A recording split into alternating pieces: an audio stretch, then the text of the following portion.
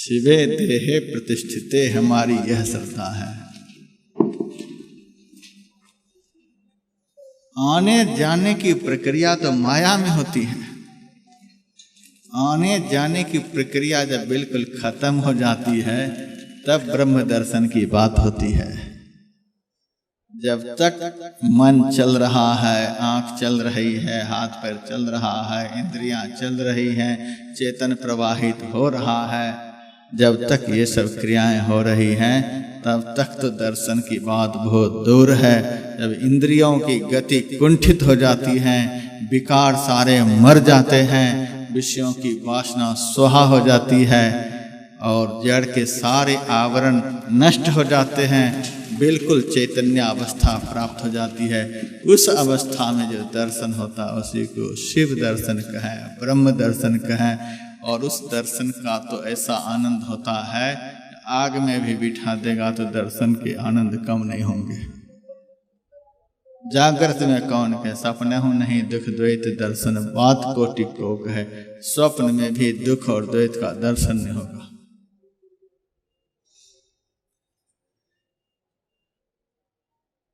जिस भजन से ऐसा दर्शन होता है, भगवान शिव शंकर ने काकभूषण जी के लिए उनके गुरु से कहा कि इनके अंदर में भक्ति का जन्म होगा। गुरु जी बड़े खुश हो गए, बहुत खुश हो गए गुरु जी। बस मैं इतना ही चाहता था, हमारे शिष्य के अंदर में भक्ति का जन्म हो जाए। आपने यह कह दिया, मैं संतुष्ट हो गया। गुरु प्रसन्न हो गए। गुरु को प्रसन्न होते देखकर फिर भगवान शिव शंकर काकभूषण जी से कहते हैं, सुनु मम वचन सत्य अब भाई, हरि तोषण व्रत द्विज सेवकाई। हे काकभूषण, मेरा सत्य सत्य वचन अब सुनो। यद्यपि भगवान तो झूठ बोलते ही नहीं, आदमी का कोई भरोसा नहीं। भगवान कहते हैं मेरा अब सत्य वचन सुनो। हे भाई, मेरा सत्य वचन सुनो। यदि परमात्मा को प्रसन्न करना चाहते हो, यदि ईश्वर को खुश करना चाहते हो, ईश्वर को प्रसन्न कर लेने वाला, परमात्मा को प्रसन्न कर लेने वाला यदि कोई दुनिया में कोई भक्ति है, व्रत है, उपवास है, पूजा है, पाठ है, तो ऐसे संत के चरणों की सेवा। मैं सत्य वचन बोलता। द्विज का अर्थ क्या होता है? जिसका दोबारा जन्म हुआ हो। जनेऊ पहनने वाले तो बस ऐसे ही काम चलाओ द्विज हैं। असली द्विज इसको कहते हैं जिसका दूसरा जन्म हो गया है। एक बार तो शरीर में उसका जन्म हुआ, भजन के द्वारा दूसरी बार भगवान के दरबार में उनका जन्म हो गया। इस घर से अब भगवान के घर में भजन करके पहुंच गया, दूसरा जन्म भगवान के घर में जन्म हो गया। ईश्वर के धाम में जिनकी पहुंच हो गई उसको द्विज कहते हैं, उसी को संत कहते हैं। हे काकभूषण, अब इतना अपनत्व दिखला करके भगवान कहते हैं, सुनो मम वचन सत्य अब भाई। अब भाई कहने लगे, हे भाई, अब मेरा सत्य वचन सुनो। यदि मुझे खुश करना चाहते हो, मुझे प्रसन्न करना चाहते हो, माला जपते जपते कुंभ में मर जाओगे, मैं खुश नहीं हो पाऊंगा। क्षिप्रा में स्नान कर करके मैल भी धो लोगे, शरीर को भी यदि धो लोगे, उसी में गल कर खत्म हो जाओगे, फिर भी मुझे खुश नहीं कर पाओगे। सारी दुनिया मेरे नाम पर भटक भटक करके मर जाओगे, फिर भी मुझे खुश नहीं कर पाओगे। हरि तोषण व्रत द्विज सेवकाई। मुझे प्रसन्न कर लेने वाला, मुझे खुश कर लेने वाला, ईश्वर को आनंदित कर देने वाला यदि कोई व्रत है, कोई पूजा है, कोई पाठ है, कोई भजन है, तो द्विज सेवकाई, ऐसे जैसे तुम्हारे गुरु हैं, इस तरह के गुरु की सेवा, इस तरह के संत की सेवा करने से ही मैं प्रसन्न होता हूं, दूसरा कोई उपाय नहीं है। आज अंतिम दिन का सत्संग है, अंतिम सत्र है, इसलिए अंतिम बात में कह दिया। परमात्मा को प्रसन्न कर लेने वाला, ईश्वर को प्रसन्न कर लेने वाला, ईश्वर को अपने कृतकर्म से संतुष्ट कर लेने वाला, यदि कोई भक्ति है, यदि कोई सेवा है, यदि कोई व्रत है, यदि कोई संकल्प है, संत की सेवा, पहुंचे हुए संत की सेवा, पहुंचे हुए सदगुरु की सेवा, ढोंगियों की सेवा नहीं। जिस संत में पत्थर से भी ब्रह्म को प्रकट कर देने की ताकत है। देखिए पत्थर बोल रहा है आज, रोज सब जाते हैं मंदिर में, कहाँ वो बोलता है, लेकिन उस संत की ऐसी महिमा कि आज उस मंदिर में पत्थर बोल रहा है। पत्थर में जो चैतन्यता का संचार कर दे उसको संत कहते हैं।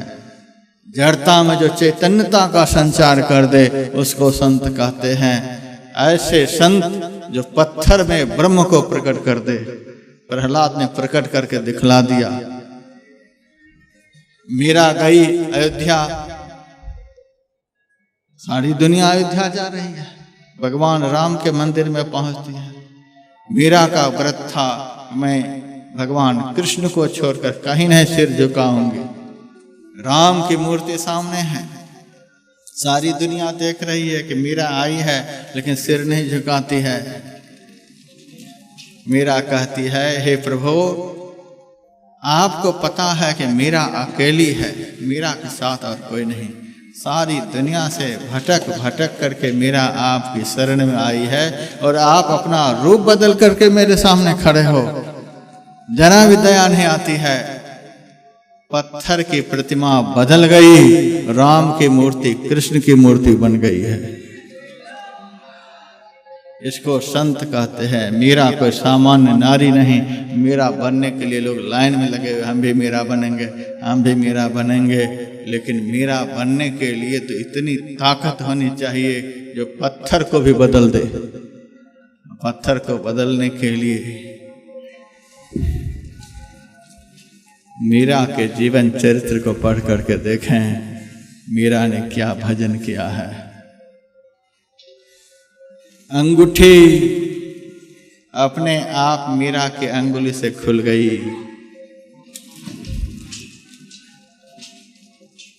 चूड़ी मीरा के हाथ से अपने आप खुल करके गिर गई। क्यों? भजन करते करते शरीर इतने दुबले हो गए, इतने दुबले हो गए, अंगूठी अपने गिर गई। एक दिन धोखे से मीरा अंगूठी को हाथ में पहन ली, चूड़ी की तरह। इतना शरीर दुबला हो गया, अंगुली की अंगूठी चूड़ी बन गई। इतना भजन किया, उस भजन में ताकत है कि पत्थर को बदल दिया। बस मीरा का नाम लेकर के मीरा का फोटो बना देते हैं, उनके हाथ में घुंघरू पहना देते हैं, पैर में घुंघरू पहना दिए तो लगे मीरा कूदने, पग घुंघरू बांधे मीरा नाची रे। मीरा घुंघरू बांध करके चौराहे पर कूद कूद करके भगवान कृष्ण को प्रसन्न करती थी। बस यही गीत गा रहे हैं और औरतें नाच रही हैं। इनको क्या है, नाचने की आदत है।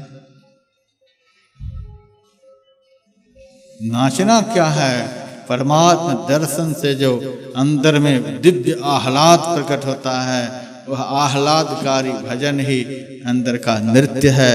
हृदय नाच रहा है उस आनंद में। लोग शरीर से नाच रहे हैं, मेरा बंद रहे सब। पग घुंघरू बांध मीरा नाची। देखिए मीरा का भजन, ऊंची अटरिया लाल किबरिया निर्गुण सेज बिछी। निर्गुण निराकार के बिछावन पर मीरा विश्राम करती थी। यहाँ तो साकार की बात करते हैं। ऊंची अटरिया, साकार भक्ति की जहाँ पराकाष्ठा है, वहाँ निर्गुण का सेज बिछा हुआ है। ऊंची अटरिया लाल केवड़िया निर्गुण सेज बिछी, पचरंगी झालर शुभ सो है। 5 रंग के झालर पीली नीली लाल सफेदी स्याही सन्मुख आता है। 5 तत्व के 5 रंग जो प्रकाश के हैं वो झालर लटक रहे हैं उस निर्गुण के सिंहासन में। फूलन फूल कली, एक से एक दिव्य प्रकाश वहां प्रकट हो रहे हैं। फूलन फूल कली, बाजू बंद करुला शोभे, मांग सिंदूर भरी। कड़ा पहनते हैं नीचे, बाजू बंद पहनते